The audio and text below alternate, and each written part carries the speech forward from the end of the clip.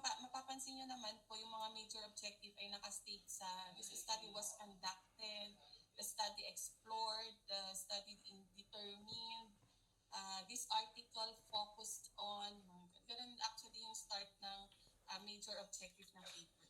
So pag nakita nyo na yan, ilagay nyo na dito, i-edit nyo lang po yung format kasi parang naiba ata yung format.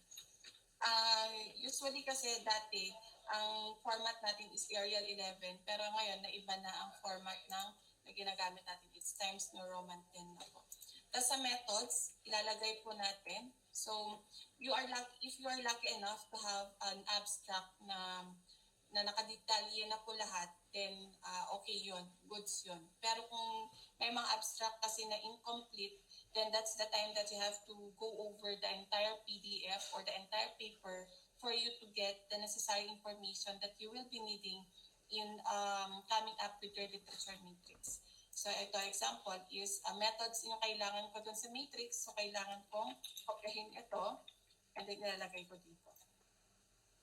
So i-edit lang natin ng konti para hindi magmukhang sungit yung ating presentation. So yan, no? Yan. Control G. So, mapapansin nyo, ang pinakamahabang column dyan is the methods and the major findings.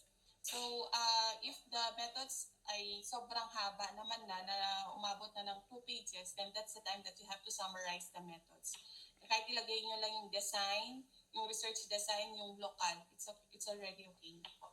Pero kung ganito ka-detalye yung methods niyo at hindi ganun kahaba, ilagay nyo na lang din po lahat yung nasa methods niyo. Kasi from the literature matrix will provide us a bird's eye view of how are we going to conduct our methodology later on. Kung ano appropriate methods based on your readings from your literatures, ano yung usually na ginamit ng mga na-conduct ng researches that is related to your proposal na pwede nyong gawin sa proposal po natin. And dito sa major findings po, so ito, nakalagay naman na. So results. So ilagay po natin ang major findings na. Okay. Dito po. And burn up. Hindi ko nakapila. And burn up.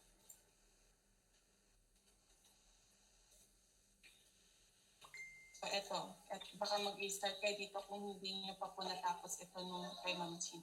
So yan po ang ano natin, no, ang major findings. And dito sa reference section, actually we are using the APA 7th style. APA 7th style or edition. So dito sa website na ito, so okay na po tayo dito sa connected papers, no? And another website is dito sa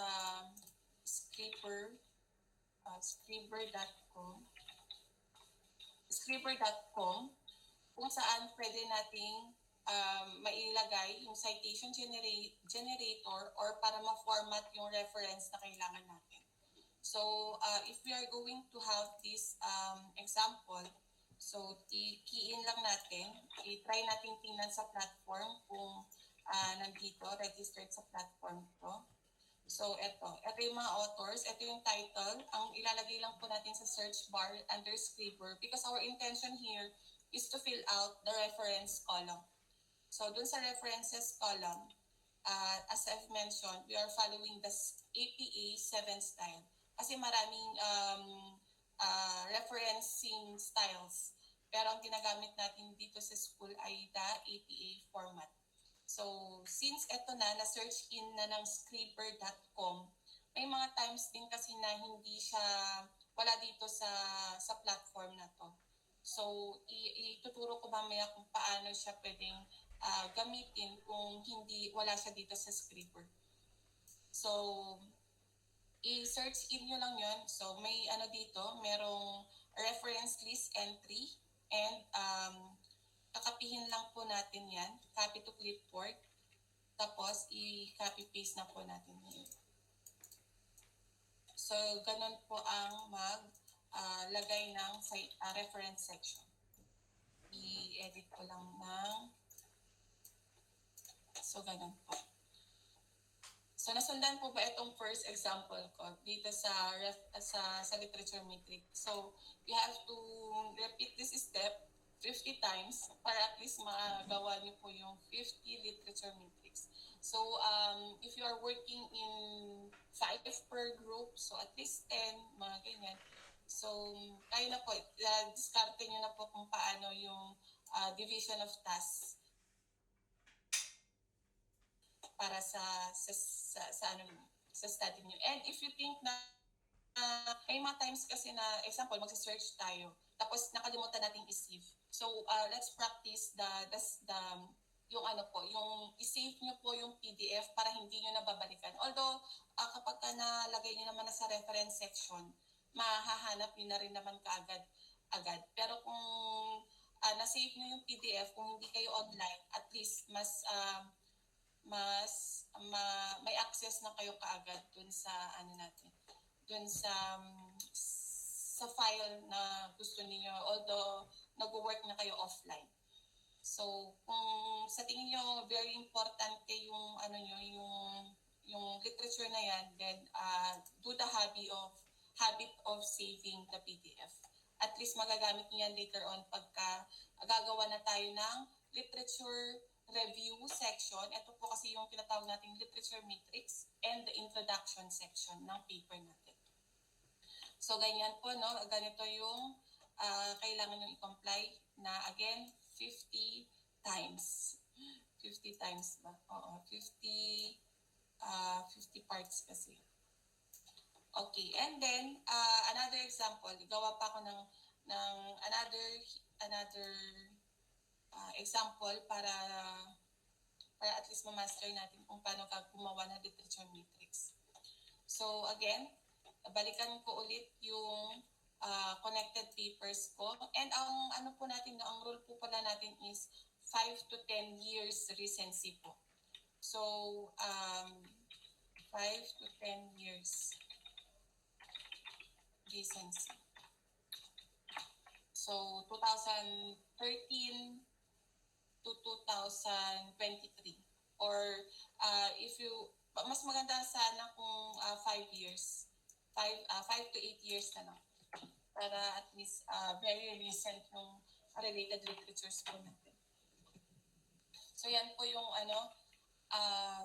balikan ko ulit. So okay na to, factors affecting and affected nurses. So just in case na ito ulit, kung gusto kong kuhanin ito, ang maganda kasi dito sa connected papers, may mga years na. Makikita natin how recent, kung ano yung mga platform na related dito sa study na to. So example, kukunin ko itong kay factors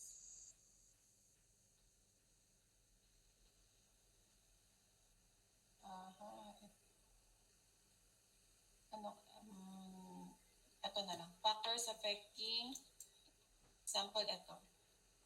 Tapos i-click nyo dito, tapos i-open nyo dito sa tab na to. Tapos, wala atang hindi available yung kanyang PDF, pero pwede nating hanapin kung ano yung PDF niya. Kapihin lang po natin ito, and then isubukan natin tingnan sa Scholar Google. So ang ginawa ko po is, ito po yung hinahanap ko na ito ba yun? Hindi.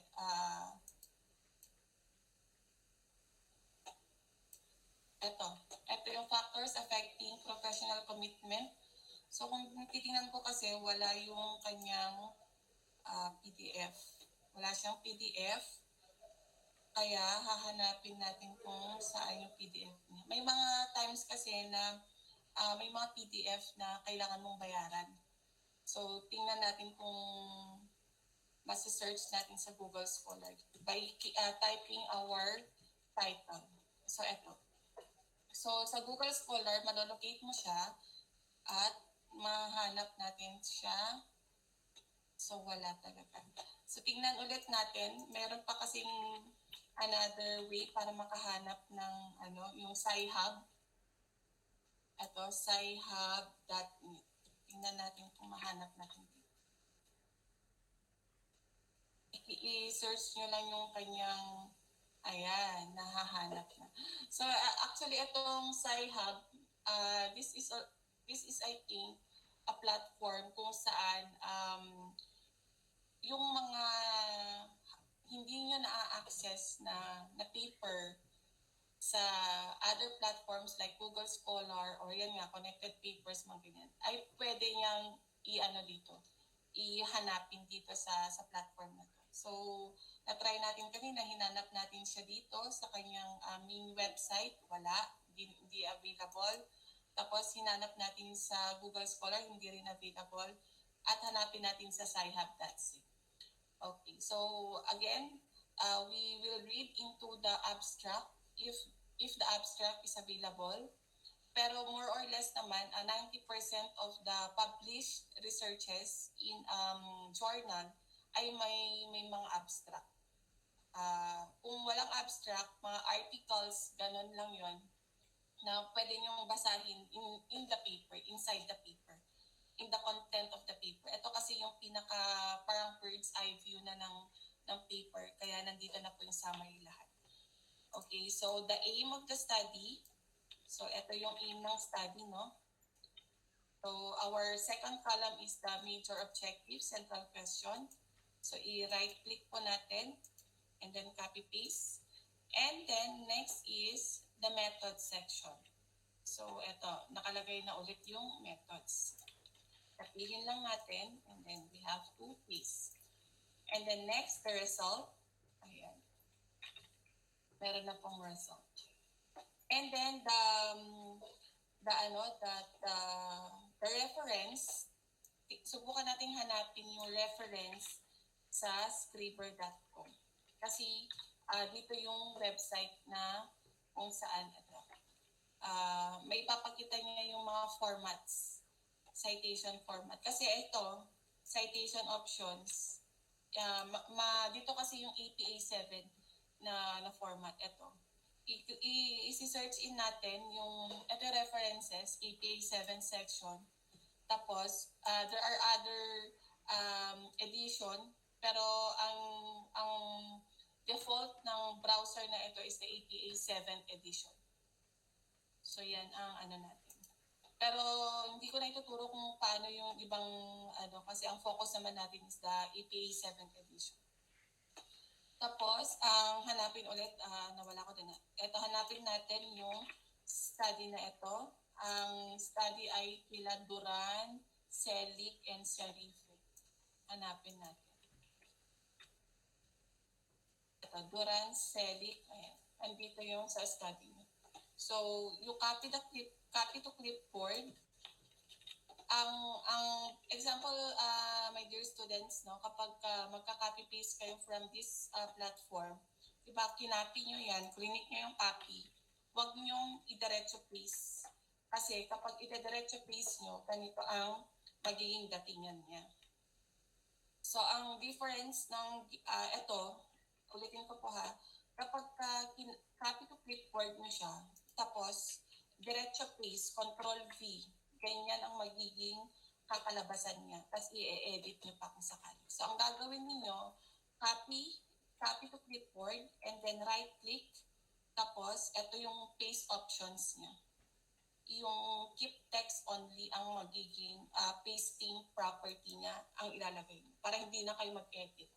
So, ito na yung format. Para yung property ng template na to, ang kanyang masusunod, yung formatting niya. Hindi yung kapag ika-copy paste mo. Ulitin ko. Kapag kinopy paste mo, ito, yung ginawa ko dito is Control V na i-edit nyo pa yan later on. So, ang gawin nyo is right-click and then etong keep text only. So, sana po nakasunod po lahat. So, yun po ang gagawin. So, ito yung appendix. So, assuming na nagawa nyo na po ito, so, by expectation na nagawa nyo na po talaga in 50. Tapos kapag isasama summarize nyo na po, ang appendix po ay alphabetical order. So example, ito, ang ginagawa ko kasi sa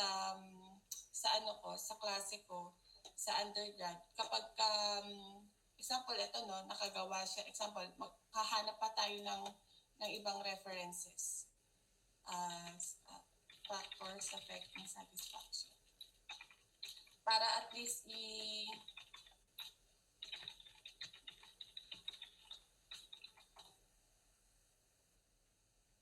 example lang no, para maano nyo lang. Kasi dito na naman po, dito sa Google Scholar po no, may mga referencing property din kasi ang Google Scholar. Pero yun nga lang, hindi siya updated ng 7th edition.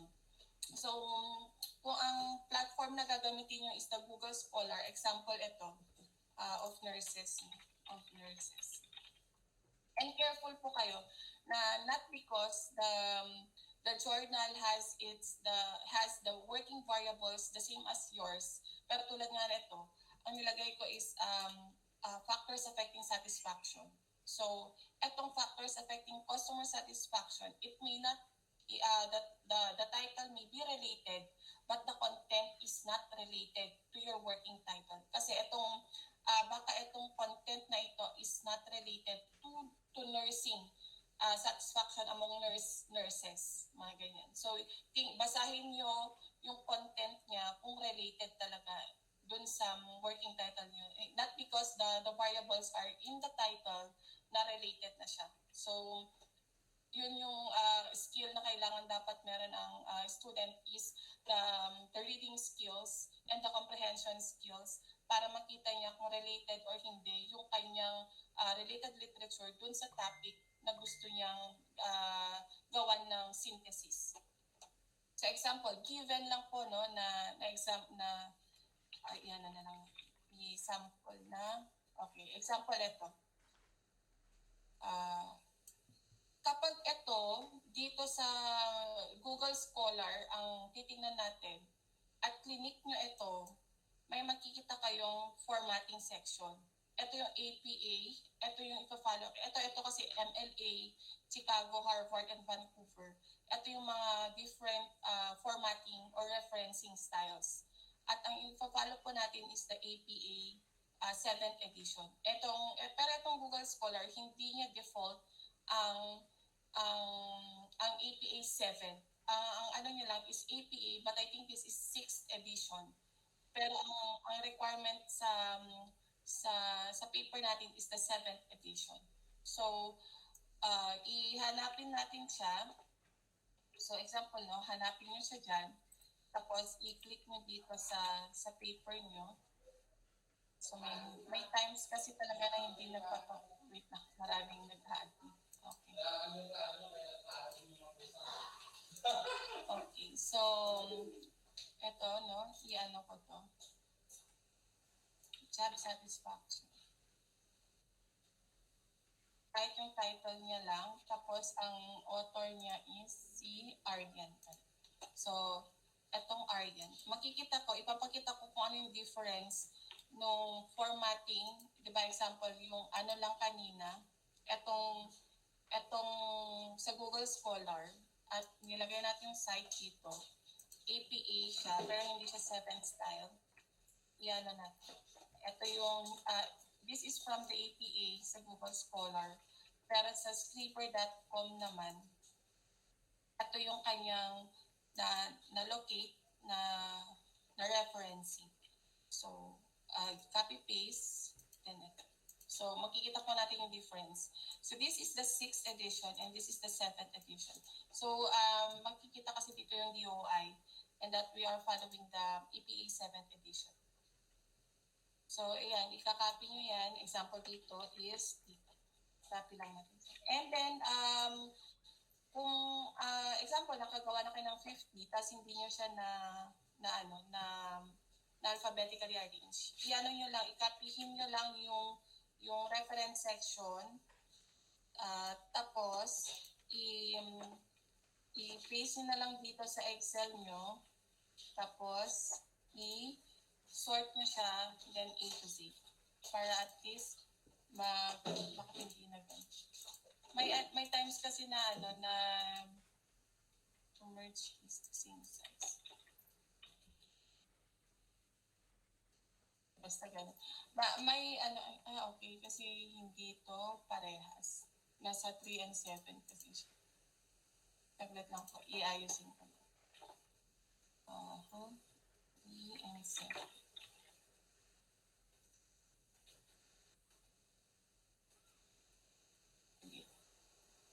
Para ma-shortcut lang. Tapos, may times kasi na yung una, hindi nyo maano, ay i-paste nyo lang. Tapos, ito, alphabetically arranged na. Basta sort nyo na. You sort it from A to Z or alphabetically arranged po. So, that's for our appendix, the literature matrix.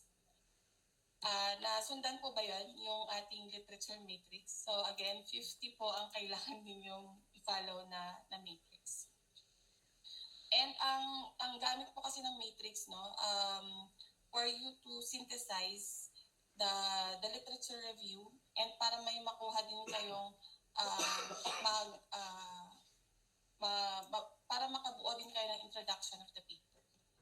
So yan ang kailangan. So going back to the main focus of this discussion is how to fill in our proposal template. So, inuna ko lang yung matrix nyo kasi yun yung appendix nyo. So, at yun yung pinakaunang step nyo para at least mas ma-synthesize nyo that there is really a need to do the research from your readings of the literatures that are related to your current study or to your proposal paper, to your proposal study. So, dito sa introduction na to, at kung makikita nyo, may sinend po ako sa GC natin na writing guide. So, what is the content of the introduction is ito, the background of the study. Pero dito sa background of the study, hindi na nakalagay yung word na background of the study. Pero ang nakalagay lang is the introduction. So, sabi nga dito, it is not necessarily written as subheading, but the content of the introduction is actually the background of the study. So, it will consist of 3 to 5 paragraphs that capture the background information. So, yung funneling na strategy from the global to your localized setting, yun yung pag-discuss po natin ng background. And from macro level down to your local or to your micro level of the study, yun yung content, isa sa content ng background natin. So nakalagay din dito, it is here where the discussion of the most relevant literature, including gaps, mostly figures in. So dito sa introduction na to, for example, about nursing satisfaction yung title ninyo. So on the first part is i-discuss nyo yung nursing profession or nursing as a profession. And then dito na busugin nyo na siya sa studies about satisfaction, that there are conflicting studies as far as satisfaction is concerned, that there are literatures saying that the satisfaction is high, or there are literatures that saying the satisfaction is low or the satisfaction is average. And what are the factors affecting the client's satisfaction among the performance of the nurses? Yun ang ilalagay po natin dito sa second to third paragraph of the study. And then, ito 3 to 5 paragraphs lang po ito. Sobrang haba na kapag ka-6 na paragraphs. And please do not have a paragraph that is consists of only one sentence. Hindi naman po ata paragraph na. So, the paragraph is composed of at least 2 to 3 sentences. Therefore, make your paragraph contentful or may related siya sa background of the study. As a guide, the following can be answered. Ito yung content din ng introduction. What is known and not yet known about the research topic? What do experts, what are the controversies or the gray areas? So, ito na din po, makikita po kasi natin itong sagot dito doon sa literature matrix. So example, no, kung babalikan ulit natin yung literature matrix, kung sa tingin nyo talaga ang lahat ng nasa literature matrix nyo ay related. So dito nyo na-synthesize kung ano ba yung major findings ng author na yan dun sa isang author. That's why ano yung known and not yet known in the area that you are trying to cover. Saglit lang, may nagpapa-admit pa po.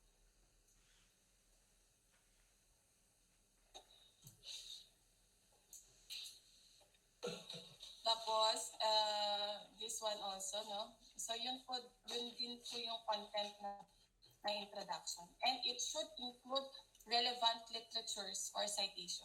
Kaya nga sabi ko kanina, kailangan talagang may literature matrix para at least makabuo tayo ng introduction and then the literature review later on. And then it should not merely enumerate or describe the studies conducted, rather it should critically engage with each study's methodologies, findings, and implications. Basta ang importante sa background ay makikitaan ng gap. Kasi more or less, the first question of the panelists would be, what is the research gap? And you would answer that by saying conflicting literatures, or when I say conflicting literatures, na yun nga, other authors say this result, while other authors say the otherwise. Now, ano yung gusto niyo i-bridge na gap? Or other reason of answering that question of what is the gap is, pwede nyo sabihin na it's an institutional research. That's why you are doing the research, kasi it's really needed in your local. And aside from the fact that it is one of the agenda of the UN SDG, or it is one of the agenda of your course or of your major. And it should logically lead to research questions. So dito sa introduction na to answer this, it should logically lead to the research question is, towards the end of the introduction, ilalagay po natin yung pinaka-main objective. So, ilalagay ninyo, example, about nursing satisfaction. So, first part, about nursing satisfaction dyan, varied literature findings about the level of satisfaction. And now, towards the end of the introduction, it will lead now to your research objective. Then, what now? Ganon ang content supposedly ng introduction. So, after that you were able to lay the necessary discussions of your major variables, then you have to relate it to your major objective, leading now to the research question. So parang towards the end of the paper, no, hence this study is proposed, or thus the researchers propose the study on the conduct of ganito, ganyan. So aside, pagka natapos nyo nang gawin yung introduction, towards the end, so 3 to 4 paragraphs lang yun. So, sabi ko nga kanina, if you are confident enough dun sa rationale ng paper ninyo, then you might as well copy that or improve that in this introduction. Kasi yung rationale sa capsule paper natin, balikan ko lang din yun, no? May I ask permission from Sir Ernie if can we use your paper as part of the session for today po? Anyone po from this group? Ma'am Ernie, Sir Ernie, Ma'am Ramos, and Ma'am Roleda. Permission po to use your paper for the discussion purposes po.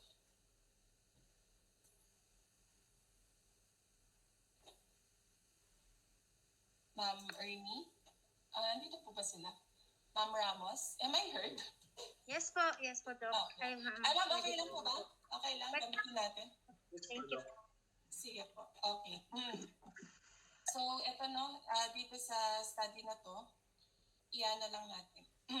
Example factors affecting, kasi ang approved na title is the factors affecting the nurse satisfaction. So, ito, copy-paste po natin to, ganyan. Pero dapat daw ay naka-title, ay naka-capital letter lahat. So, after all, a research paper is a technical paper. Therefore, we have to abide with the technicalities of the paper. So, paano ko ginawa yun? format nyo lang siya ng uppercase lahat. As a research presented to the faculty of, as I said kanina, i-edit ko na lang to para at least isahan na lang po tayong gamitin nyo yung template namin. Tapos, ito, so kung example dito, na ito yung rationale nila ma'am, na if they think na okay na to as your rationale, pwede nyo na lang i-copy-paste. So, example no. Kaya ang pagka-copy paste po, ulitin ko ha, i-right click po natin and then i-paste nyo po doon. Example ganyan. So, and yung citations pala, kailangan sa introduction po, kailangan may mga citations. So when I say citation, example is puntahan natin yung study na nakuha ko kanina na factors affecting and affected nurse satisfaction. So, paano ba? So, example no, na dito sa study na ito, ayan, example, kukunin lang natin to. Hindi to more of the content but only for the sake of illustrating how to properly have the in-text citation and para yun ang gamitin nyo for the referencing section later on. So, example, no, kukuhanin natin ito na if you want to form part your introduction with this statement. So, research is a legal copying, but we have to recognize the author. So, it's research naman from the word search again. So, may mga literatures talaga dyan. Hindi natin may iwasan na we have to copy, but only that, we have to acknowledge the source of the statement. So, example ito, kukuhanin ko to kasi gusto kong gamitin ito sa introduction ko. So, okay, yan. Yan ako siya, i-right click ko siya, pero hindi siya, hindi siya perfect na pagka. So, example, no, kung ito. So, kailangan may citations, no, sa introduction nyo. Kasi sabi dyan sa ano natin is, it should include relevant literatures or citations. At least 10, or if you have a very rich introduction, just cite well the references. So, example, ito, na if example lang na from the introduction na if you think relevant talaga itong inilagay yung statement here to comprise your introduction, ilagay nyo lang yung reference. This is what we call as in-text citation.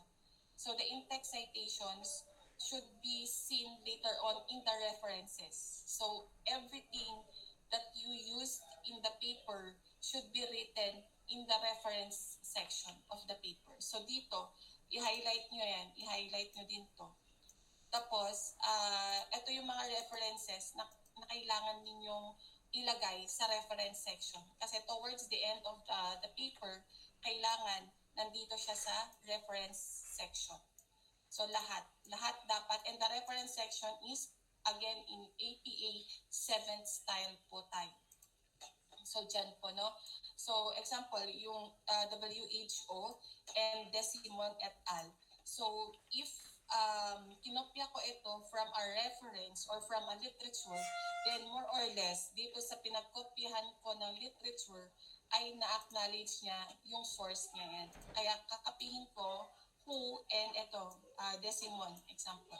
So, hanapin ko kung paano niya sinay yung dyan. Ay, bakit wala? Wala siyang reference section. Ito, meron. So, dito sa reference section, ito, who? WHO. So, kapihin ko yan kasi nga ginamit ko siya as part of my citations in the introduction. So, kapihin ko siya and then ilagay ko siya dito sa reference section ko. Dito, reference section. So, and then i-check nyo na lang din kung tama yung citation, kung naka-APA 7 siya by example. Tingnan nyo yung reference section dyan. I-search nyo siya kung applicable ba yung ito. So, ito yung kanyang reference. So, valid naman yung kanyang link. Therefore, yan. Goods na to as your reference section. So, okay na to. And again, no, lahat ng nasa citations ay dapat nandito sa references. And lahat ng references ay dapat nasa in-text citation. Example, naglagay kayo ng Ashing Jiwa dito, tapos wala naman palang Ashing Jiwa dun sa loob ng paper niyo. So, i-delete nyo na lang. So, kung may nilagay kayong American Nurses Association dito, pero wala naman dun sa paper ninyo, sa loob ng paper ninyo, then delete nyo na lang. Kung anong nasa loob ng paper, yun lang din dapat ang nasa reference section.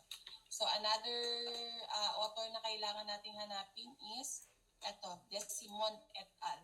So, baka nandito ulit kay Desimon et al. Hanapin natin kung nandito, na-cite niya si Desimon et al. So, wala. Wala siyang sinite. So, pwede nyo siyang, dito ba yun nakuha? Okay. Basta ang role po natin is, i-search lahat. Hanapin ko. Simon.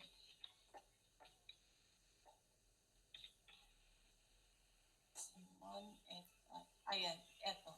Desimon et al. Meron pala siya. So, pagka naka-DOI naman yan, that's APA 7 siya. So, copy-paste nyo lang. And then, ayan. Ganun ulit. Same process lang. I-ano nyo. Tapos, i-ano nyo ulit later on na i-alphabetically arrange po natin yung reference section natin. Desimon et al. Okay. Yan. Okay. So, ito po yung reference kay Desimon et al. And sa ano pa pala, sa EPA 7 style, ang sa citation, in-text citation mo, in-text citation, if there are more than 3 authors, et al. Na po yung gagamitin. Pero kapag 2 authors, yung dalawang author ang ilalagay. Pero kapag more than 3 authors, example, no, ang nilagay nyo, Desimon, Planta, and Kikoto. Hindi po dapat ganito ang pagkakalagay. Kaya ang nilagay kanina is et al. Or which means and others, Desimon and others, which means that there are more than 3 authors in the study of the paper. So there are more than 3 authors, therefore use the word and others in the citation or in the in-text citation. Pero kapag dalawang author lang yan, example, Desimon and Tan, ilagay nyo. Desimon and Tan lang. And then, do not include years or any numbers here like 2018A, 2018B, no. And then, huwag kayo maglagay ng example, February 2018, hindi po. Ang in-text citation ng APA format is the author's last name and then the year of publication or the year of the finished year of the paper or the publication year of the paper. So yun po ang ilalagay natin dito sa in-text citation. So ang pag-i-in-text citation ay pwedeng nasa end or nasa una. I-discuss ko naman po yan as we proceed sa literature review later on. So, ulitin ko, no, dito sa introduction, it should be 3 to 5 paragraphs. 3 to 5, not 6, not 7, but 3 to 5 paragraphs. And towards the end of your paragraph, so example, no, so with these findings, the researchers aim to conduct the study on determining blah blah blah. On determining the satisfaction survey. Okay. Kaya lang ilagay niya sa paper. Basta towards the end, it will link this statement will now link your readings from the previous literatures to your current study. dito sa sa introduction, towards the end of the introduction. And that will comprise your last paragraph of the paper. Okay, next. Next part of the introduction is the research objective and or questions. Kasi kapag qualitative study tayo, ang lang natin is the research objective. Pero kung quantitative study tayo, pwedeng and questions ang ilalagay natin. So, huwag nyo ilagay yung and or na so this is a template, so you tailor fit it to your current study. So lang to, kung sa tingin niyo wala kayong research questions, patanggalin niyo. So kung meron kayong question, ilagay niyo and research question. Pero kung meron na kayo research question, ilagay niyo research question mo. Pero ang format ng quantitative research ay may research objective and may research question. And as I observed in your paper, most of you, ang study design niyo is quantitative research design. Okay, so going back to this research objective and questions, the next part of the introduction is this section, which is the research objective, research questions, and or research objectives. So, dito sa part na to, it is stated in a present tense. So, this study is conduct or this study aims to. I-format ko na lang na templated ang first part nito. Specifically, it aims to answer. It aims to answer. Itong format kasi na to is a format of a full paper, template to ng full paper. Kaya yung tense of the verb ng ginagamit kong example ngayon is past tense kasi nga full paper yung template na ito. Pero since this is only a proposal paper, then everything is in a present tense and the methodology is in future tense and the significance of the study is in future tense. So all other parts in present tense and then significance of the study and the methods are stated in a future tense of the verb. So, ganyan. So, etong naka-yellow ay naka-template na. So, ibig sabihin, ganyan na. Fill in nyo na lang siya.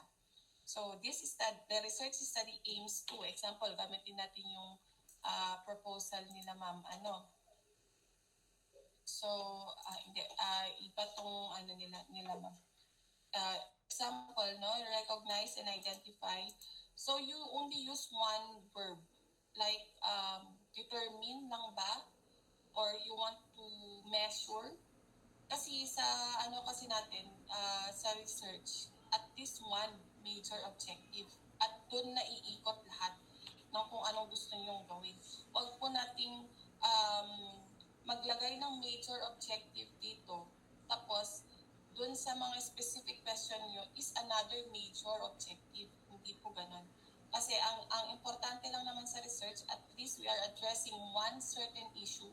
So if you want to measure only the level of satisfaction, then focus on measuring the satisfaction. So, and then, kasi may mga example, level, tapos factors, tapos nag-effects pa.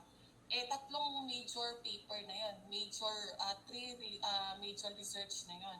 So, kung ang focus nyo lang is the level of satisfaction, then by all means, iset aside nyo na kung ano yung mga factors affecting satisfaction, hindi na yun ang magiging study ninyo. And yung effects, hindi na rin. Effectiveness, hindi na rin. So, kung ang gusto nyo lang tingnan is i-measure nyo lang yung satisfaction level, then concentrate on aiming to answer that particular research objective. So, dito sa sa first part, ng research objective and research question is actually stated in a narrative form. So, and then the other is a declarative format pala. So, when I say declarative, it's a sentence. So, declarative sentence yun. Pero kapag dito sa specific question ay interrogative sentence na siya. So, question form na siya. Kasi nga, research questions siya. So, interrogative sentence. Pero dito sa first part natin is declarative sentence. So, kasi ito yung pinaka-main nyo, main na objective niyo. So, ano yung content ng research objective? Ito. It should include the general objective and specific objective or questions of the study. And the problem should stem from an assessment that something is wrong, amiss, or imperfect in the current state of knowledge or practice. Having identified the problem, it should clearly state what you want to accomplish in order to address or answer or illuminate the problem. What do you intend to do and how will this contribute towards the resolution of the problem? So, ito yung normal kasi na example is, so present tense tayo, no? The study is or aims to examine the responsiveness. So, dito naman, sa study nila ma'am na factors affecting. So, they just want to determine, aims to determine the factors. Actually, the major objective here is a reflection of your title of the paper. So, for instance, no, determine the factors affecting satisfaction. So, kung ano ang working title ninyo, it should be reflected in your research objective. So, yun ang affecting the satisfaction, factors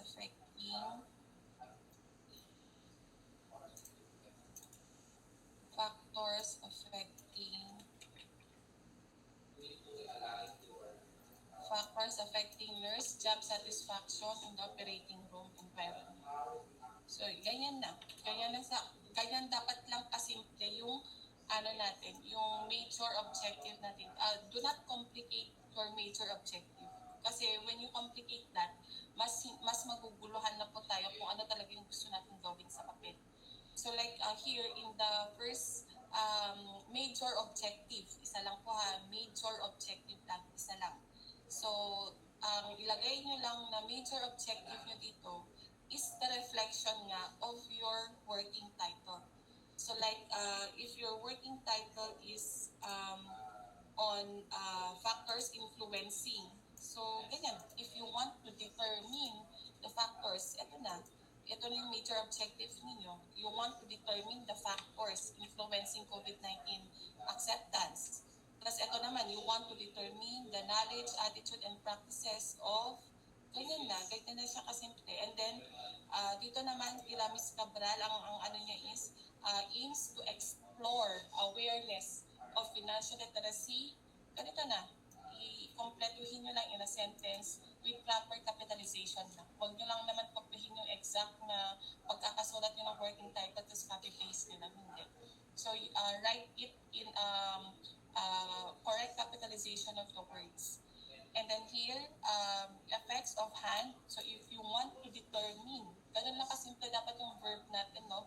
To determine, to measure, to identify, to investigate. Actually, investigate is malalim na ng word yun eh. Pero for a basic research like yours, ano lang naman siya, yung nasa first level lang ng understanding ang gusto nating i-explore sa research na to. Kasi hindi naman to yung pinaka-thesis ninyo.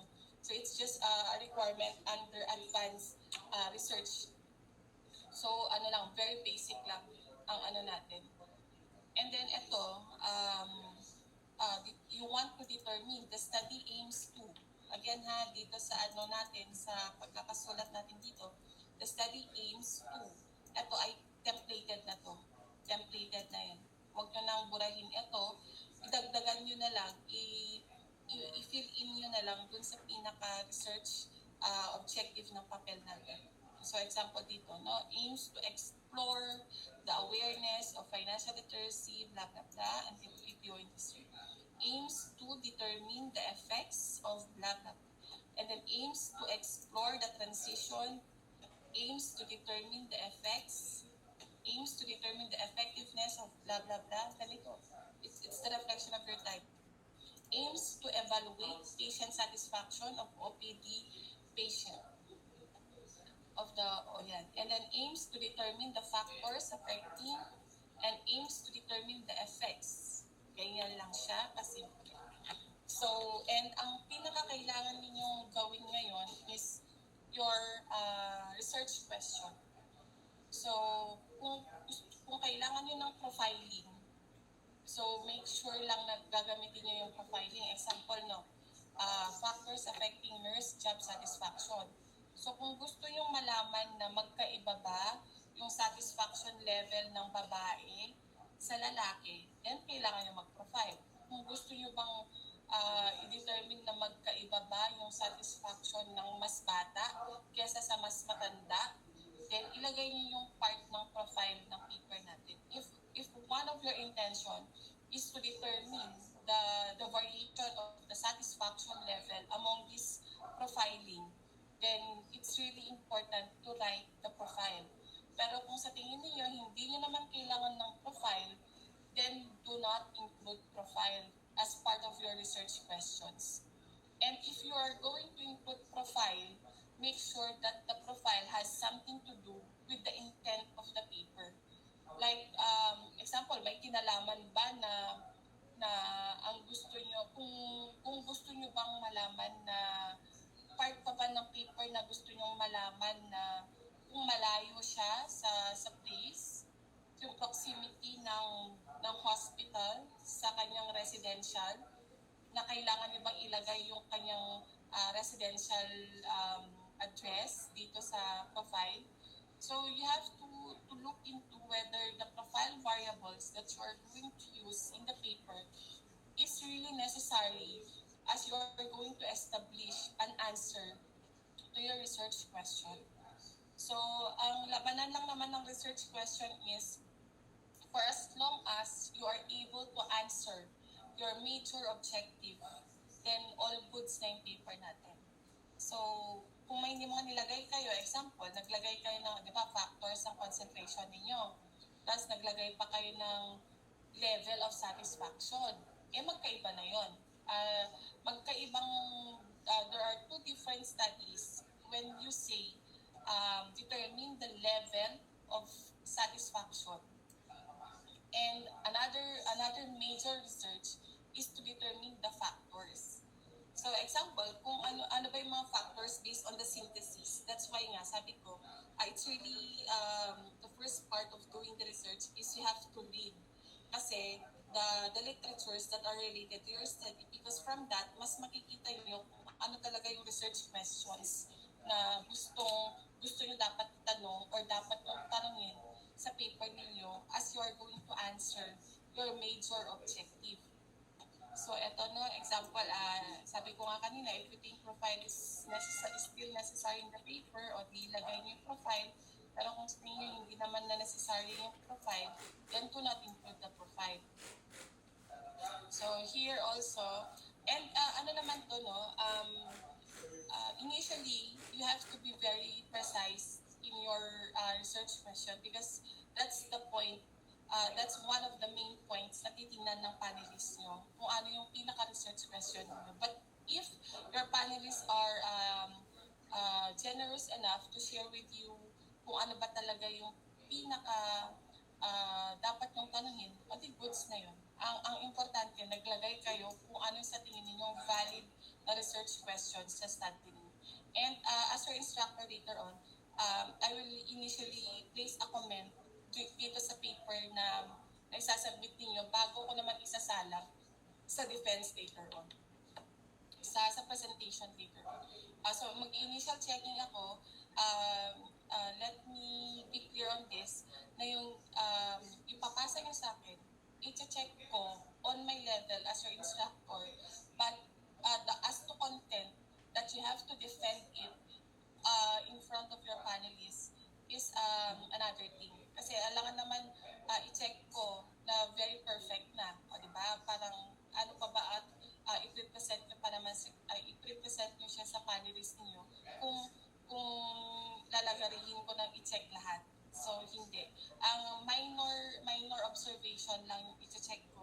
And if I think it's a major error in the paper, ipapatanggal ko naman na. Hindi ko naman na kayo ipapahamak na ma'am, chinek naman ni Ma'am Karen, baka pwede na. So, hindi. So, if I think na valid yung ilalagay mong research question, tapos, kaya yun naman ay i-present nyo pa naman. Pero if I think na it's really a major error in the paper na kailangan ninyong tanggalin or kailangan ninyong i-modify, then for my initial comment naman. So dito, no, therefore, in your number one question,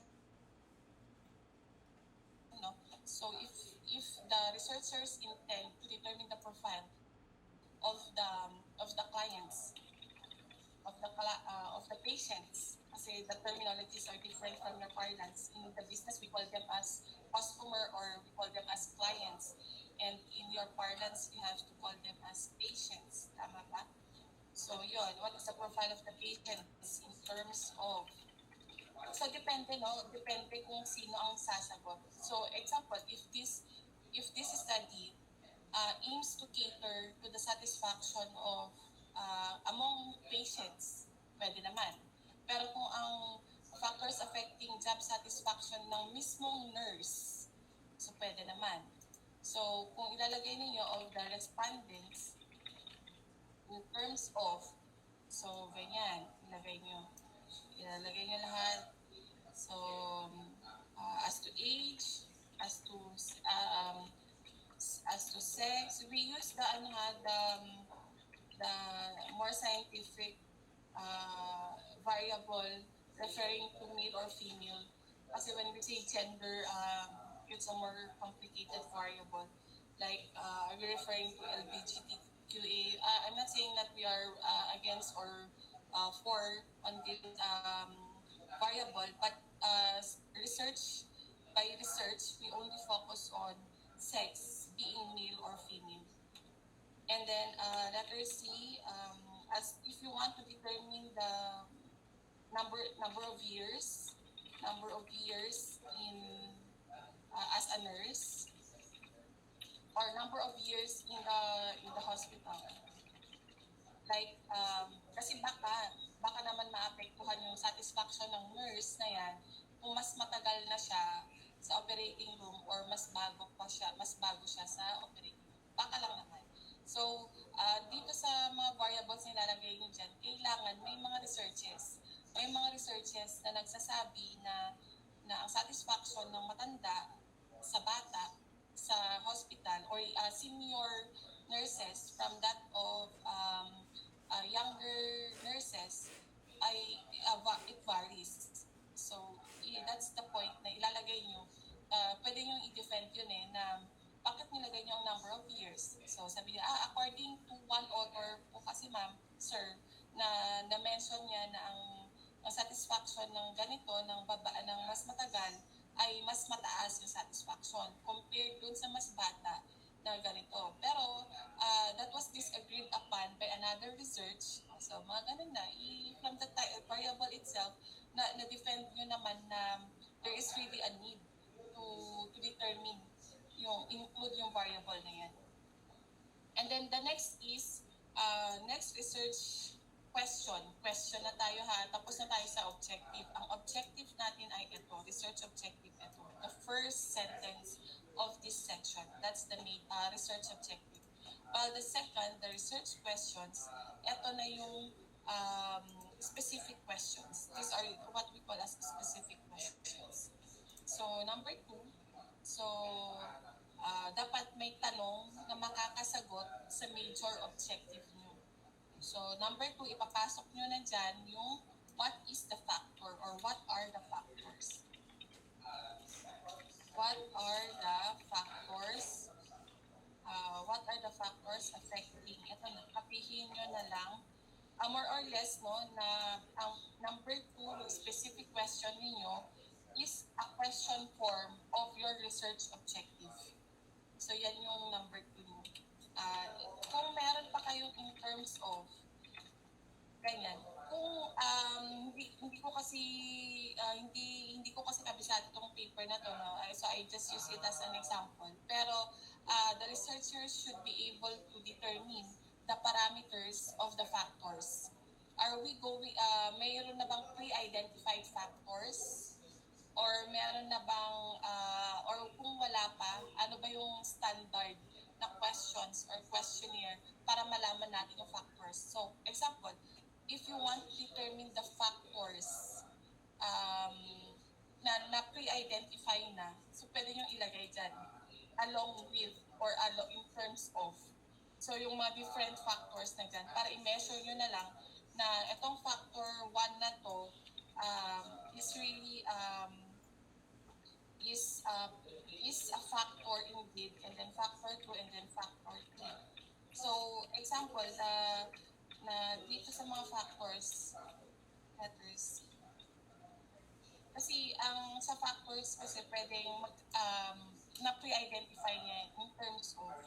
So, para at the end of the day, our analysis is the satisfaction of this nurse along this factor is really a factor. Parang, is it a factor sa job satisfaction or hindi sa job satisfaction? Example, factor 1 is the payment, the remuneration. So, yung satisfaction ba ng nurses along payment is the payment as a factor affecting the satisfaction of the nurse in the operating room? Or next is the demands of the job. So, mga ganon. So, nakaka-apekto ba sa satisfaction itong mga factors na to? Yun ang ilagay nyo sa mga factors ninyo. Or, again, the factors should come from your synthesis of your literatures. So, kailangan, kung ano ilalagay nyo dito, should come from the synthesis of your literatures. And then number 3, yung ano na natin is the significant difference. Kung inferential question kasi ang tawag dito. Sa inferential question, ito kasi yung normally sa mga researches, may mga hypothesis.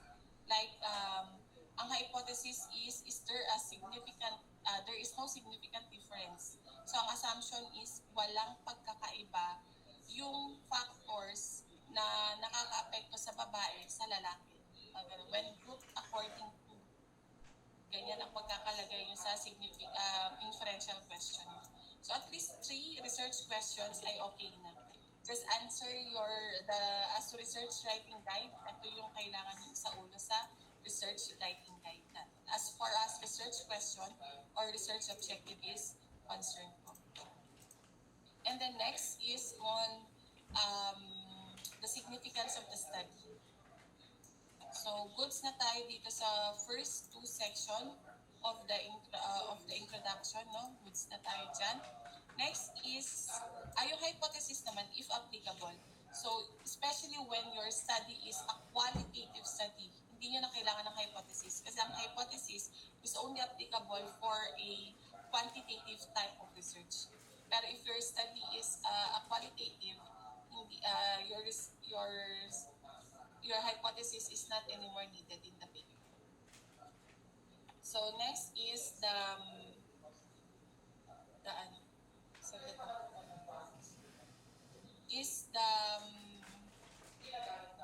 significance of the study, major part.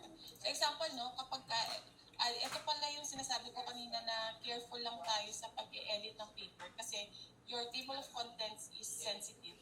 So example, na i-update natin yung table. So yan.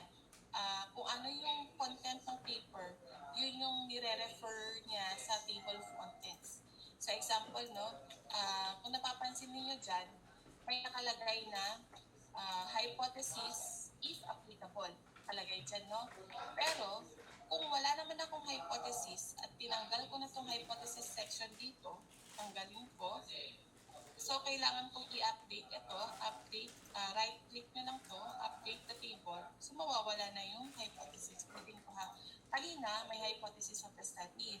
Pero since tinanggal ko na, dahil wala naman akong hypothesis of the study dito sa paper ko, then i-update the table mo, magde-delete na kaagad yung sa table of contents. Dahil dito sa template na to, sa program na study natin. And then,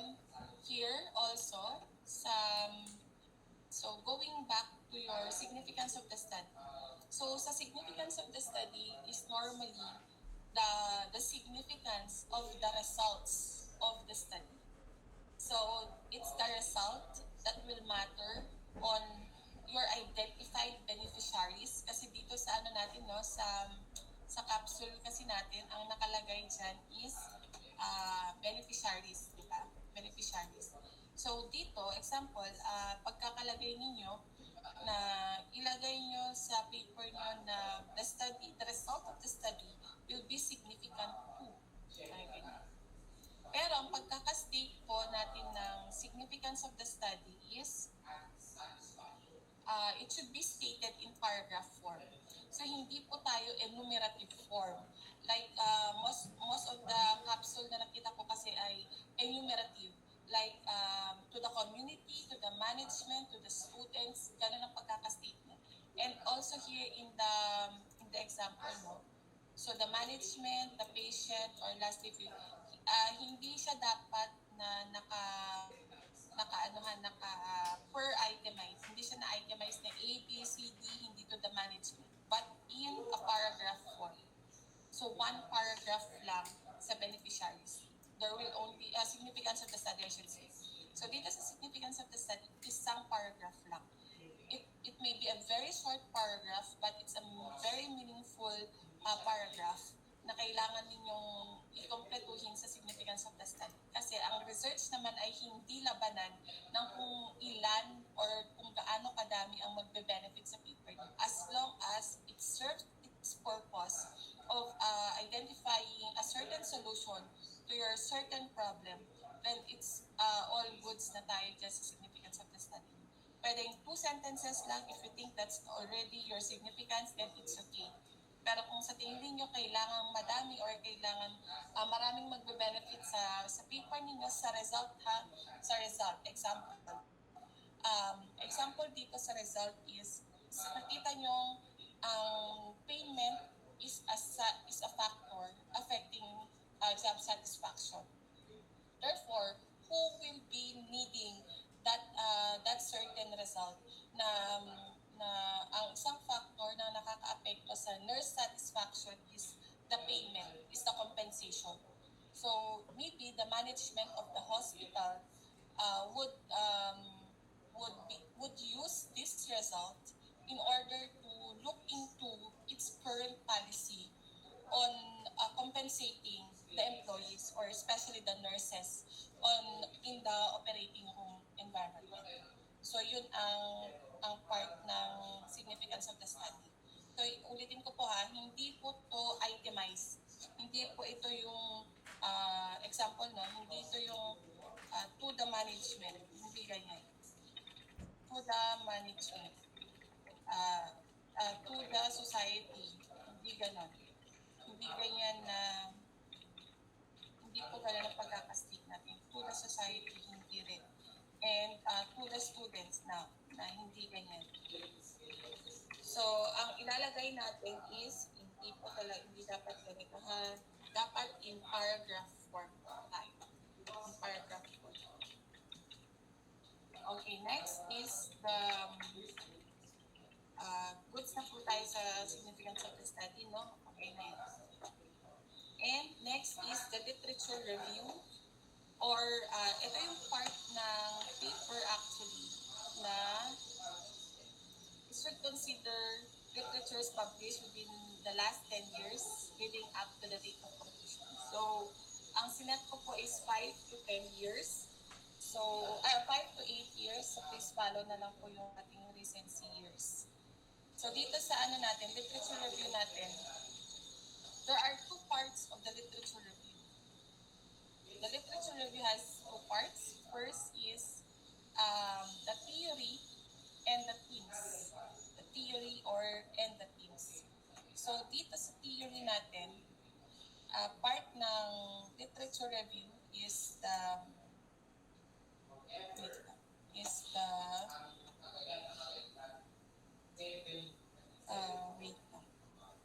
literature review.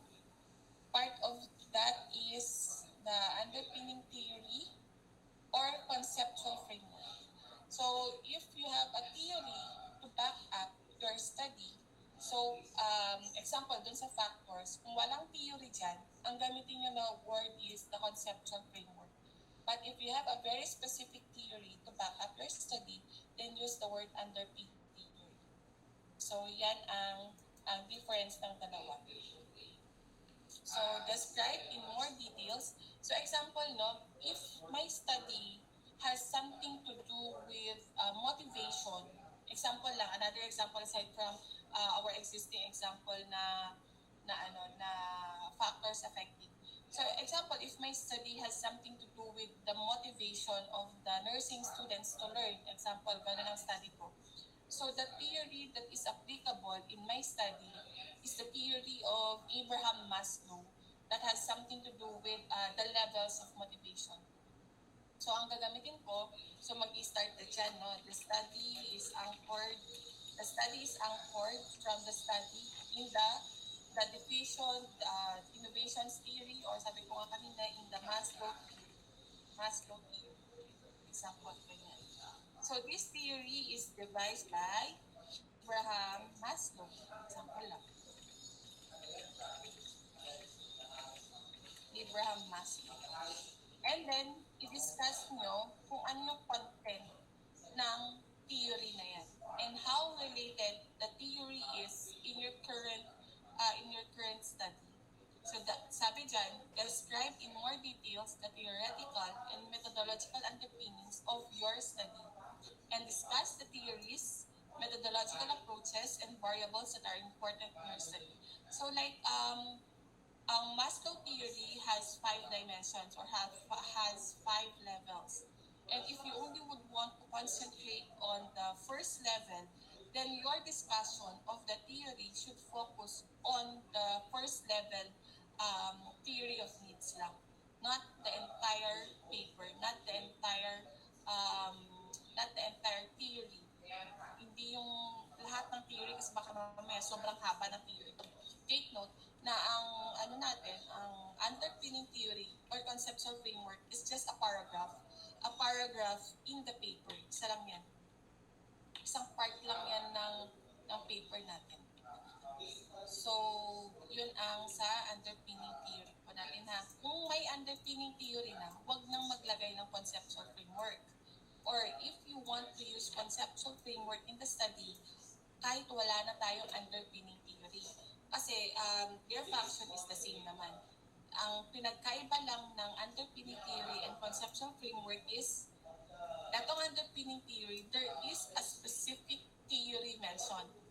Like diffusions of innovations theory, theory of Maslow, theory of Big Bang theory, mga ganun. There is a specific theory, kung that's how you pronounce it, theory, or whatever na magbaback up sa study natin. Only that the focus of the discussion of that theory is, or that philosophy is something related to your working variables. Or, kung wala naman kayong specific theory na magbaback up sa study niyo, then you may want to use conceptual framework. Ang conceptual framework naman are concepts from literatures. So like, ang factors ng ganitong author ay ito. In-enumerate niya lahat ng mga factors. And that you want to use that as your conceptual framework. Yung concept ng author na ito as far as factors is concerned. Yun ang ilagay sa conceptual framework or the underpinning theory. So, and then the next part of the literature review is the next part of the literature review is the literature by themes. So sa literature by themes naman, ang ano po natin is the themes. Yes po. Terus umalit ayaw eh. Todo ya que parece. Mute ko.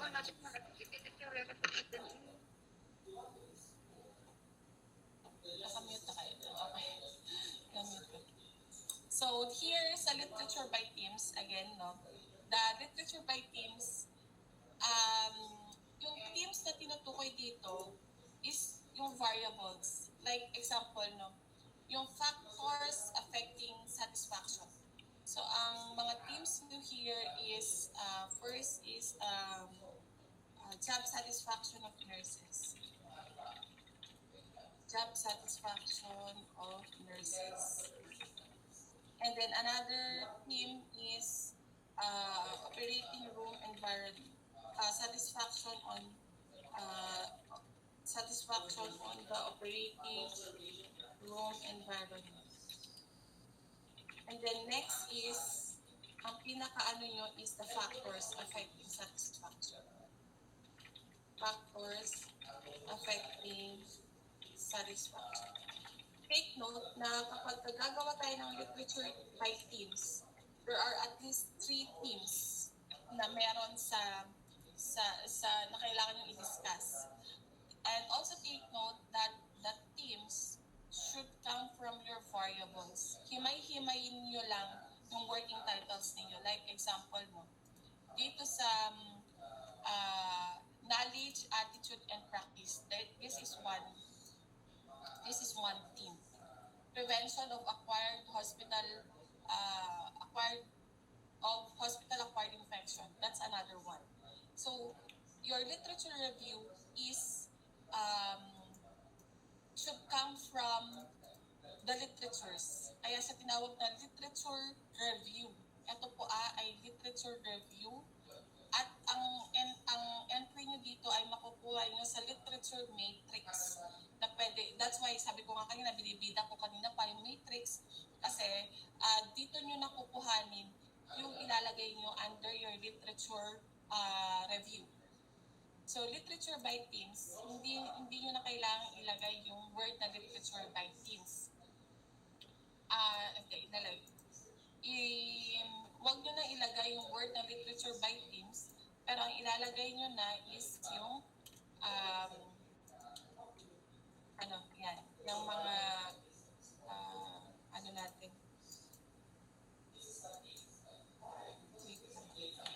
Hindi pa na. Ilagay nyo na lang. Yan. So, literature review, either of the two, ang ilalagay nyo sa literature review, no? Sa under theory or conceptual framework. And then here is yung naano natin na subhead. Job satisfaction of nurses. Yan. Tapos, ang ilalagay niyo, di ba, 3 na yung teams ninyo, no? 3 yung teams. I-identify natin as subheading yun. Para at least, ma-search niya sa table of contents. Ilagay siya, papasok siya as your part of the table of contents. Tapos, ilalagay dyan. Okay. Ito yung kanina ko pa sinasabi na sa literature by themes ninyo, discussion of the literature review ninyo, na hindi lang kayo dapat nagka-copy-paste. So, everything in your literature review section should be cited.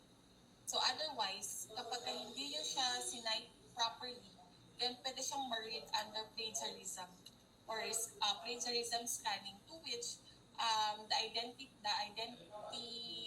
the identical statement is referred from a certain literature, and you may be charged later on of plagiarism if you are not going to acknowledge the real source of the paper. Like for instance, it's Halim et al. Or World Bank, so you have to properly acknowledge the source. And everything in this section, in this literature review section, is cited. So, ang citation, pwedeng sa dalawang paraan yan. Pwede siyang mauna.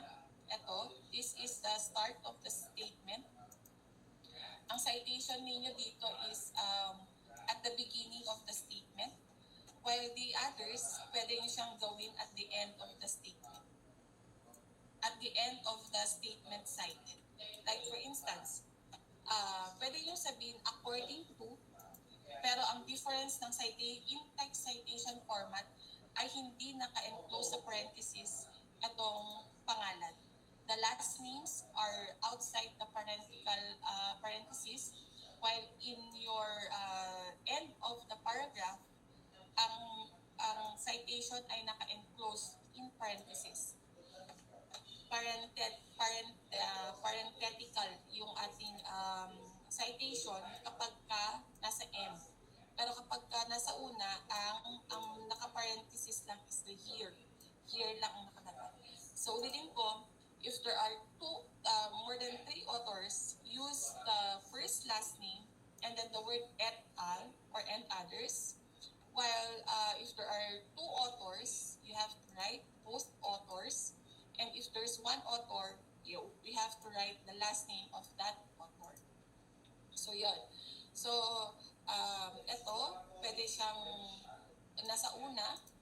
So, Nicomedes and Avila study responses, blah, blah, blah. Or, pwede niyo siyang i-cite dun sa statement na yon kung sino ang nagsabi ng statement na yun. Because that will bring to the attention of the readers that such a statement came from this author. And if later on, if you aim for a publication, that will lead the editor that your statement here is not your own words, but the words of another author. That again, yung nandito sa literature matrix o literature review natin should be seen in the reference section. And another is, take note also na ang literature review natin is a synthesis. Like, wag nyo siyang ika-copy-paste. Example, no?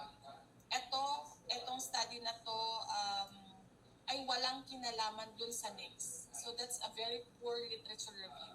So you have to make sure that your one paragraph when you are to transition to the next paragraph is related. That's how you weave. That's how ganun nyo dapat tahiin yung findings from the literatures. Because if you are properly guided on your literature review, then maayos ang inyong flow of the discussion later on, or the flow of your introduction and the flow of your literature review. So, and then the identification of the themes, sabi ko nga, should come from your major title or from your working title. I-dissect nyo ba? Kung parang hati-hatiin nyo yung variables ninyo sa kung ano yung concentration yung i-discuss sa paper ninyo. Like ito nga, factors affecting satisfaction. So may part dapat ng paper ang fully discuss on the factors. And may part din dapat ng paper na fully discuss on the satisfaction. And kung ano man yung mga variables niya sa paper. So here, no, i-highlight nyo lang para hindi nyo na balik-balikan later on. Kung example, may nakita kayo sa ito, example, nagbasa kayo ng literature, binasa nyo ito, ito maganda tong part ng i-form part ng ng paper ko. Example, no, the theory of job satisfaction, blah, blah, blah. So ito, pwede itong gamitin ng theory dun sa current study niyo. Kasi after all, it came from a related literature. So, basahin niyo kung ano yung na-identify yung related literature para alam niyo na baka valid itong theory na ginamit dito. Kasi ito, kung job satisfaction, may theory of job satisfaction, so pwede nyo gamitin ito na Hertzberg. Ito yung sinasabi ko kanina na Hertzberg theory basta of motivation, example, mga ganyan. So, ito yung pwede nyo gamitin yan sa part ng theory and then sa discussion nyo. Discussion of literature by themes natin. Yun yung sa part ng ng literature review. So, kaya pa ba? Kinakaya pa ba natin ng okay? Kung ko naman po, no, isa-save ko to sa drive natin. Yung recorded session, isa-save ko naman sa drive natin. Yes, Sir Christian, may gusto ko pang sabihin. Mute ko na lang po. Okay. So,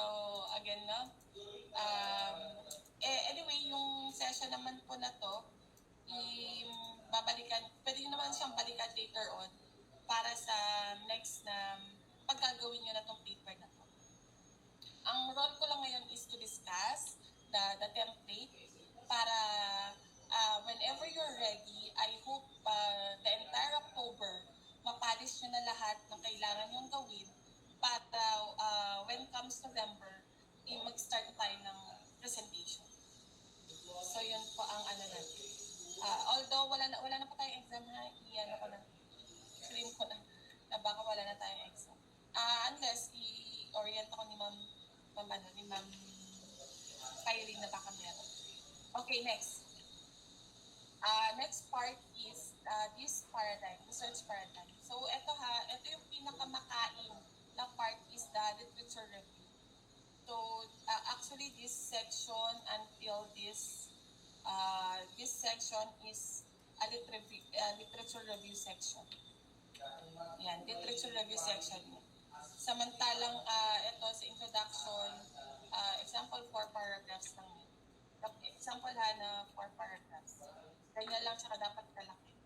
Ahaba. And then literature review objectives. While your literature review is a very lengthy part of the paper. So yun. Ganun nyo siya dapat busugin yung literature review section natin. And then next is the research paradigm. The research paradigm depends on your constructs of your research objective and questions. So, ang paradigm kasi is pwedeng independent variable or dependent IVDV framework or yung IPO, input process output framework, or a simple play of the shapes for as long as it is able to relate the study objectives or the study questions research of the research questions. Sagot lang.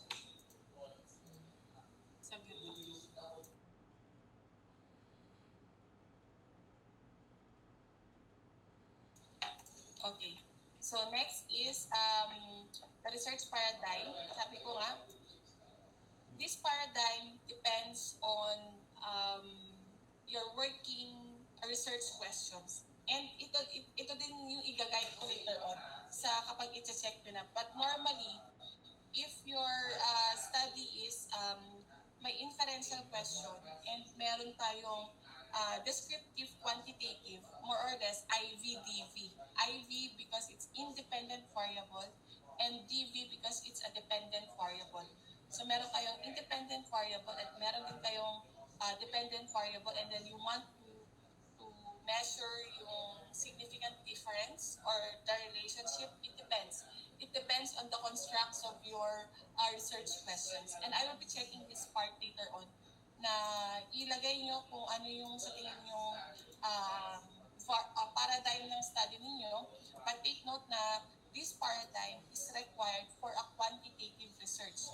Pero hindi na siya kailangan for a qualitative research.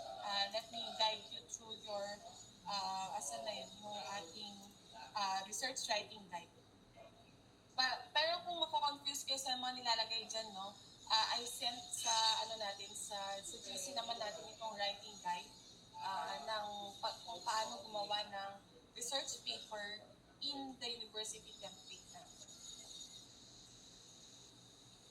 Okay, so here.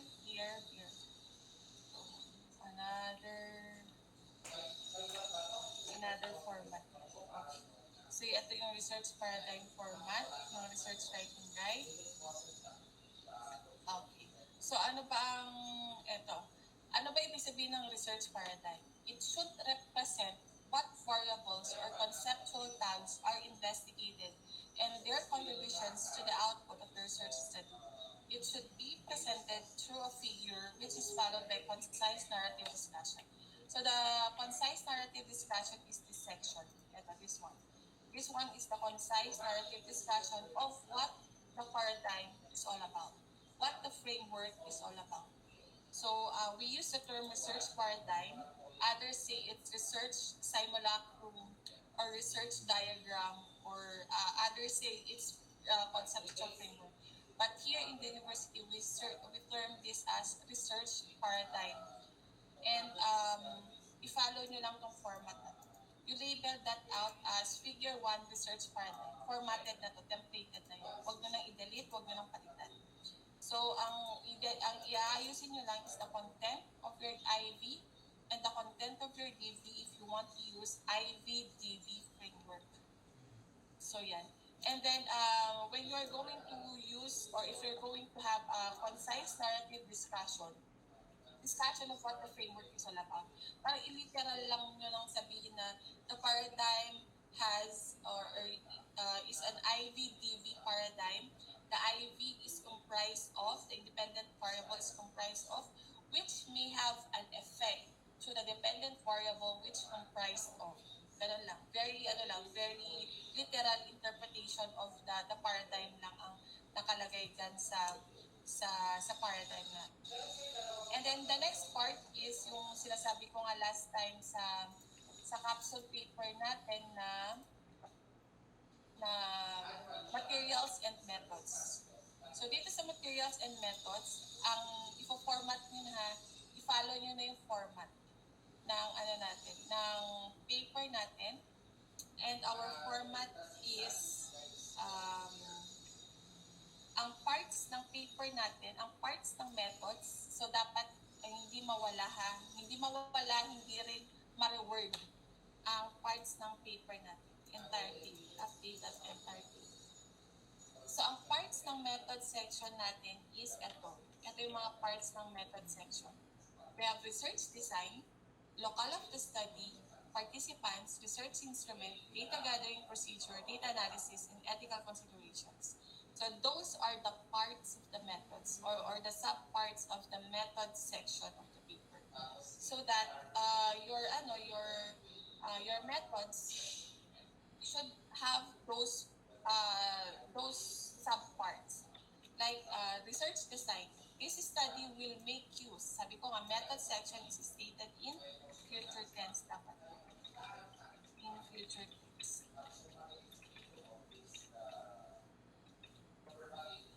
The future tense. So this presents the general research approach to be utilized or applied in the research study. Pwedeng qualitative research design, quantitative research design, or mixed method. Depende sa kung anong design niyo gustong gawin sa paper niyo. Again, for you to be properly guided on kung ano pa talaga yung design ng study niyo, then you go back to your literature review. Tignan nyo kung paano yung methods ng mga related literature sa study ninyo. So, ang pagkakastate nyo lang dyan is, ito yung magiging research, quantitative research, pwede yung survey, correlational, quasi-experimental.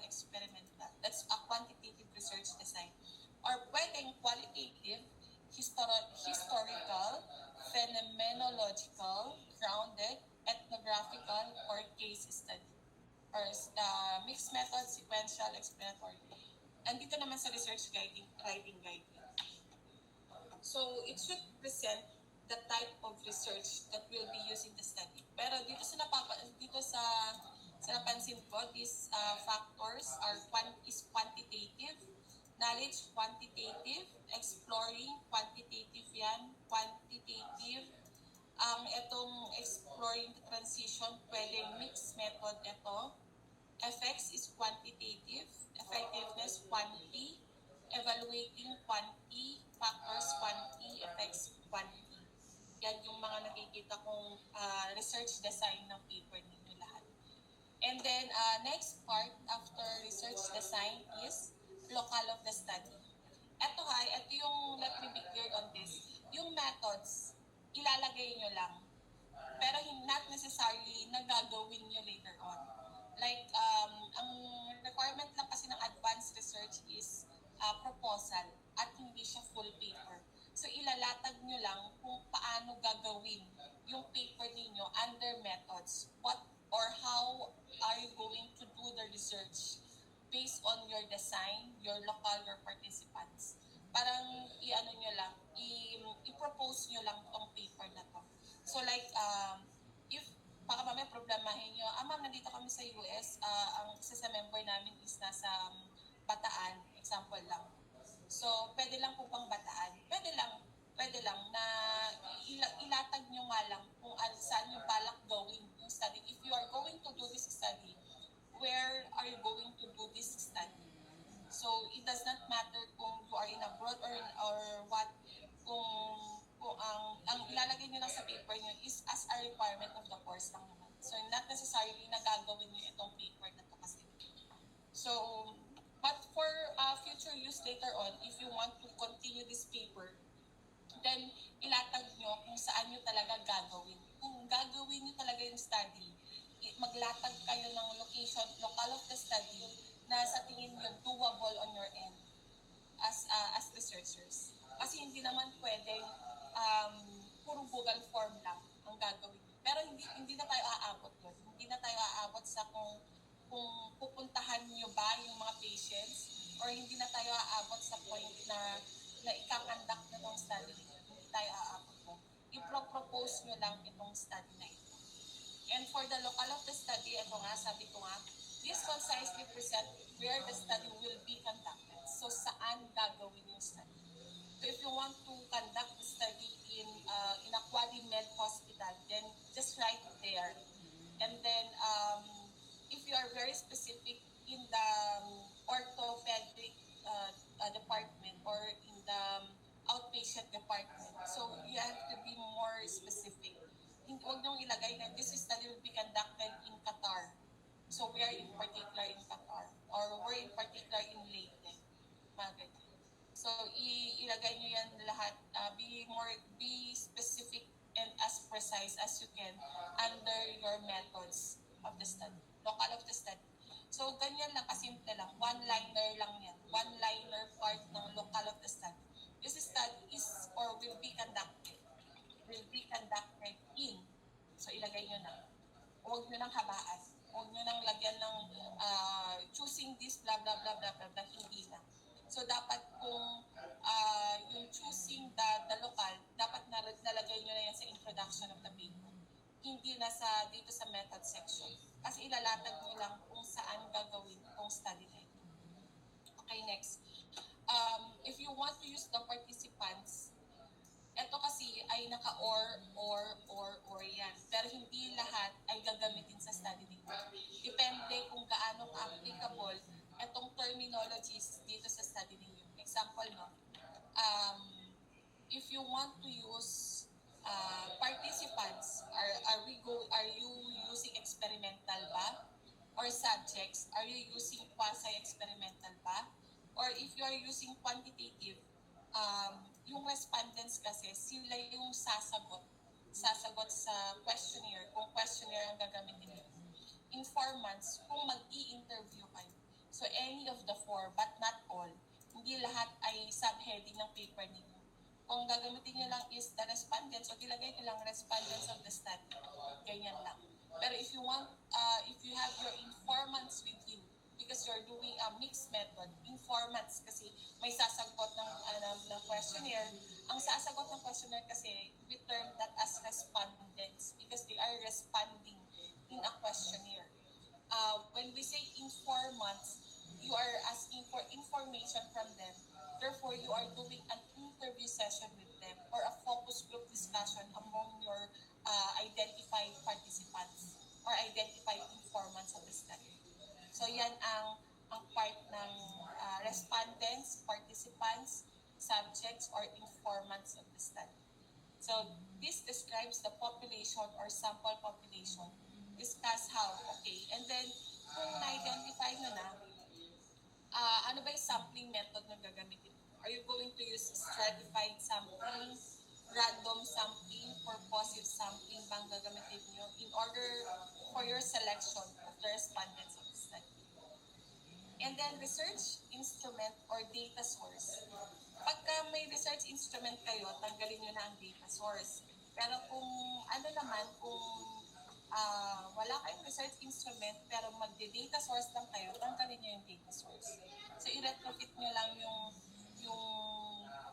part na ito sa kung gaano ka-applicable sa paper nyo. So this section is presents a detailed description of the data collection. So kung gagamit pa kayo ng research questionnaire or gagamit pa kayo ng interview section. Interview or gagamit pa kayo ng experiment, gagamit pa kayo ng kailangan nyo lang ba ng records or documents. So mga ganyan ang ilalagay. This presents a detailed description of the data collection instruments, including the process, preparation, information, reliability and validity. So ang reliability and validity of the research instrument will be needed kung ang questionnaire ninyo ay self-made or minodify ninyo. So ang research instrument nyo is needed yan kasi di ba naglatag po tayo ng research question dun sa research objective and questions. Ngayon, dito sa nilatag nating research objective and questions, ano na yung mga gagamitin natin para masagot ito? In order for you to answer your profile, anong gagamitin nyo? Mag-i-interview ba kayo or gagawa kayo ng survey or gagawa kayo ng questionnaire para ma-solicit nyo yung answer dito sa number 2? At para ma-identify yung factors, anong gagamitin nyo? Mag-i-interview ba kayo para ma-identify nyo yung research question number 2 ninyo? Or gagamit kayo ng experiment para masagot yung research question number 2? Or gagamit ba kayo ng questionnaire para masagot yung question number 2? And others, and other parts of the paper. So yan. And then sa procedures, ang procedures kasi ay nakadepende. Nakadepende ang procedure. Ang una dyan is eto. Ito talaga dapat ang mauna. Yung asking permission on the conduct of the study. So, again, ilalatag nyo lang. Hindi nyo siya gagawin. Kung gagawin itong study, ano yung mga gagawing procedure para makonduct itong study na to? First, ask permission. And second, ask permission from the administration of the university, and then you ask permission from the administration of the hospital, or ask permission from your informants. Depende kung ano yung mga kailangan nyong gawing procedures. Anyway, i-check ko pa naman later on lahat yan. And yung data analysis ninyo, data analysis actually is kailangan sa mga statistician kasi ito. Yung mga mag-i-interpret ng data ninyo. Pero kahit ako na ang maglalagay dito sa ano nyo later on, sa data analysis section niyo upon reviewing of your research questions later on. Kasi itong data analysis is an input that will come from your statistician. And for the undergrad kasi, pagka ma-advise ko na kasi yung mga undergrad, ako na rin yung nag-i-statistician sa kanila. So I might as well check na lang yung data analysis niyo on how applicable the analysis is based on your research questions later. And then, ethical consideration, this is formatted. Itingnan nyo na lang kung ano ang gaano applicable. And then, here, the references, again, it should be in APA 7th style edition. Yan po ang research proposal template ng USL. And from this day onwards, your task now is to write your proposal and until dito sa calendar natin, because we're working on a timetable. So by all means, the entire October, kindly use that as your time for you to write your research proposal. So you start with your literature matrix, and then the coming up with your actually itong research paper template lang is until 12 pages lang to. 12 pages lang. Depende pa kung 12 minus 2 pages pa to. Di nasa 10 to 12 pages lang po ang gagawin natin sa paper natin. And then ito yung literature matrix nyo, ito yung magpapahaba. Pwedeng magre-range yung paper nyo ng 40 pages pages. Depende kung gaano kahaba yung inyong matrix na leader. So, as a commitment to your class po, I am setting your, you are free. You are free to manage your time on how to comply with the requirements of the course for as long as my role as your instructor in discussing the content of the paper now is actually done. I'm actually done with the tawag doon, with the terms or the initials, the preliminaries that you have to do, that you have to know before coming up with a proposal paper. Ang working ano naman kasi ng ano natin is ano, 'di ba? Advanced research. Therefore, bago mag-advance, so kailangan may basic. And as per expectation na ano po natin, dapat may fundamentals na tayo bago tayo pumasok sa advanced research. So, eto naman na po ay na-discuss ko na sa hanggang sa kaya ko dun sa format ng university. Ito, i-follow nyo po lahat yan. And as to content, I think na na-deliver ko naman po siya ng maayos based on my assessment. So may I ask any questions or any clarifications before we proceed with your workshop or writing proper, or if you want to meet your group mates after this session, because I'm done with my agenda 1, I'm done with my agenda 2, and the next session for 30 minutes na lang naman, or you can work naman kahit wala hindi naman sa time natin, and your workshop or writing proper. And whenever you are ready, you may download your outputs again in the here in our drive, the Advanced Research Methods drive. So again, please wag po masyadong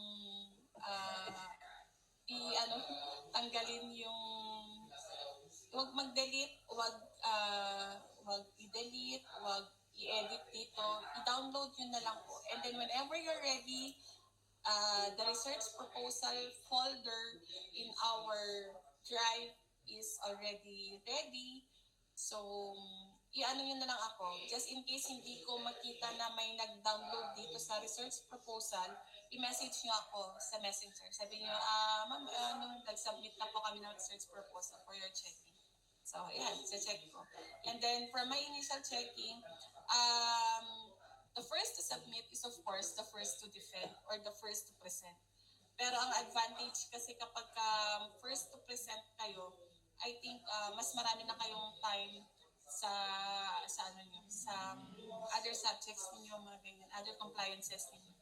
And if you think na hindi naman po tayo masyadong busy sa workplaces natin, then I think you have more time to write your proposal para at least when comes November or December, kasi busy months na yun. So, whenever you are ready, pagka natapos naman ang presentation ninyo, then goods na tayo.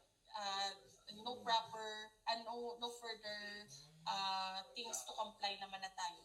Your end, the final requirement here is the presentation of the paper. May I take the opportunity to ask questions, some questions that you want to ask po, na gusto nyong itanong para maliwanagan. Okay, sir. Okay. Hindi ko nababasa kasi yung individual messages.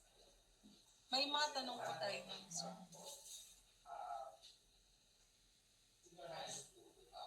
Wala. Ay, naririnig po ba ako all throughout? Kasi baka ang dami ko nang dinaldal wala palang ako. Clear po, ma'am. Audible, ma'am. Audible. Okay po. So kung wala na po tayong question, nagre-reply naman na po ako sa messenger. So nagkataon na sa Beach Day and Night po namin the past week. So kung wala na po tayong question, pwede na po tayong mag-leave. And yung other compliances po is sa Messenger na lang or dito sa Drive na lang po natin i-submit po. May question pa po tayo bago ako mag-closing prayer po. And ano pala, para dun sa mga wait, may kailangan pala akong itanong kasi baka mamaya eto po kaya, si Ma'am Salarzon ay hindi na po, no? Baka hindi na po siya magtutuloy. Eto kaya si Ma'am Birondo Dizon Pascua Ramirez. Sir Rene, nakita ko kanina si Sir Rene Real. Sir Rene, dito ka pa ba? Rene Real, asan? Ayan. Sir Rene, may ano ka ba? May groupmate na po ba kayo, sir? Nakita ko. Yan na lang po. Just in case may urgent questions po ako, itanong ko na lang sa group chat po natin. Para mas tayo. Walang no one left behind. Ang natin sa PayPal. Wala na po. So with this, may I invite everyone for a closing prayer po. In Father, Son, Holy Spirit, Amen. We thank you, Lord God, for giving us the strength and for guiding us all throughout the session. And we're asking you, Lord, to guide us more, ourselves and our families and our relatives who are away from us. This we ask in Jesus' name. Amen. In Father, Son, Holy Spirit. Amen.